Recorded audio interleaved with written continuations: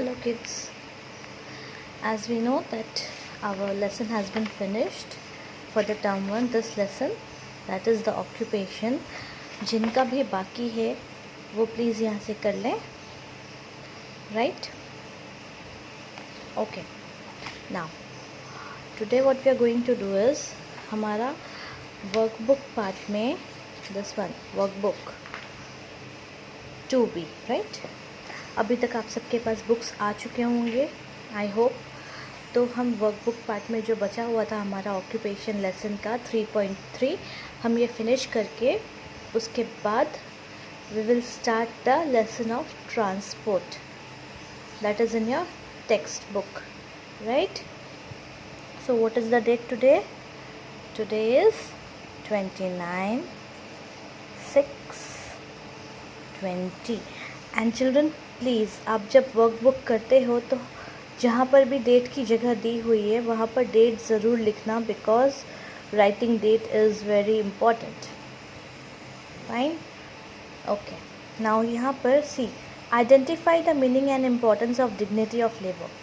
So what is dignity of labour? Do you remember? Dignity of labor is basically respecting all the jobs, right? No job is big or small, so basically respecting all the job is called dignity of labor. Dignity is आत्मसम्मान, right? So कोई भी काम छोटा या बड़ा तो होता नहीं है, तो हर काम सम्मान वाला होता है until and unless it is wrong. Fine? Okay, now let's start. What is there? This is Ashima. She is a cook and works in Ria's house. So who is she? She is Ashima. And what does she do?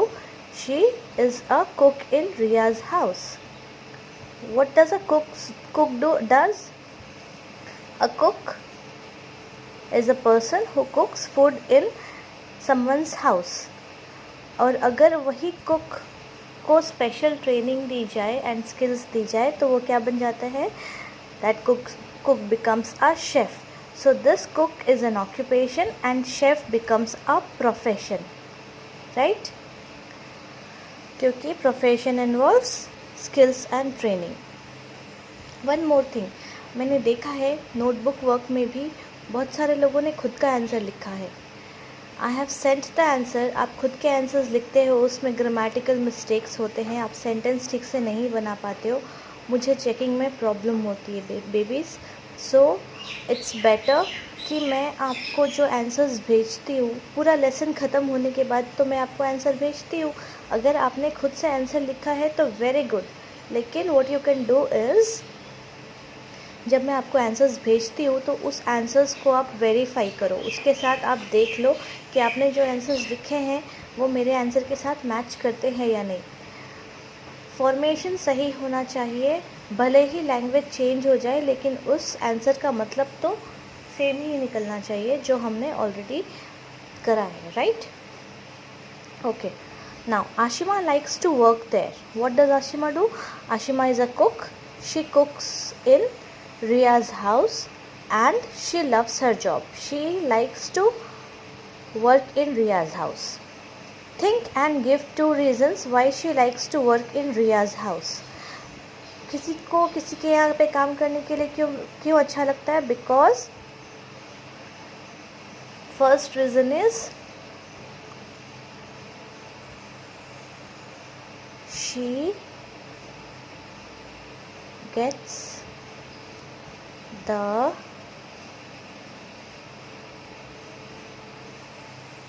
respect,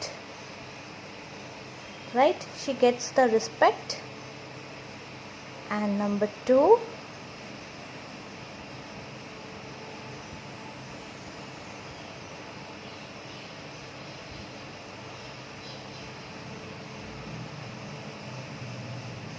she loves the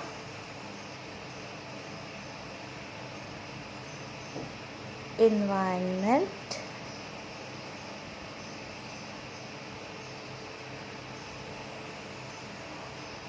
of her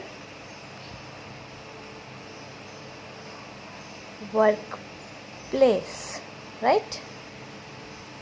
Okay, Now, number 2, write 2 ways in which we can show respect to the people who help us at home and at school. 2 तरीके जिससे हम ये दिखाएं कि हम उन लोगों का रिस्पेक्ट करते हैं जो हमारे लिए स्कूल और घर पे हमारी हेल्प करते हैं. So what it can be? Number 1, we can say thank you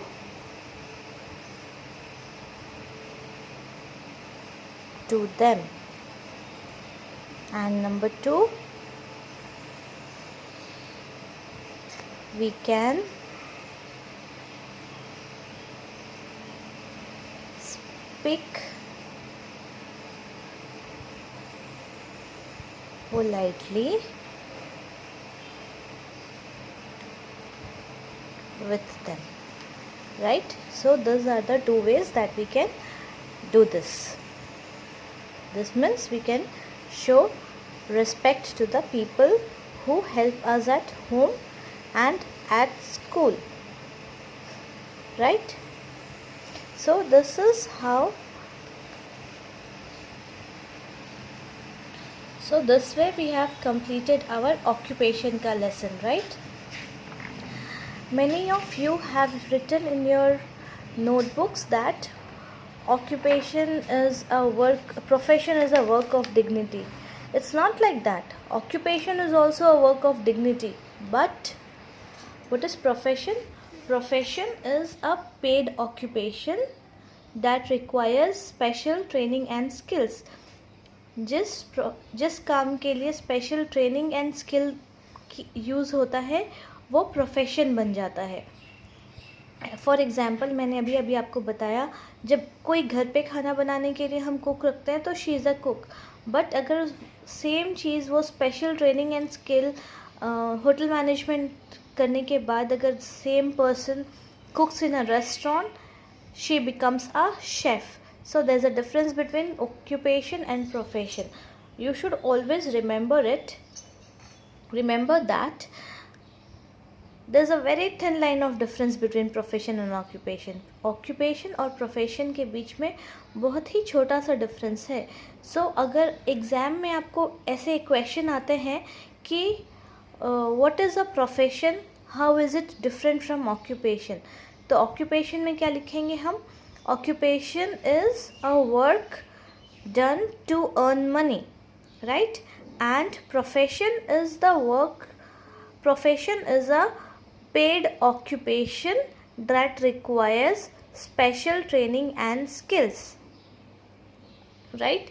So I think now कि आपका डाउट occupation और profession में क्लियर हो चुका है. One more thing, if you have any doubt, अगर आपको किसी भी लेसन में कोई डाउट है तो you can just send me a message कि मैम इस टॉपिक में, इस लेसन में मुझे डाउट है. तो what I can do is I can send a video explaining the doubts, right? Now also कुछ लोगों ने वर्कबुक में करने वाले काम को अपने टेक्स्ट बुक में कर लिया है. लाइक ये हाउसेस अराउंड अस, सी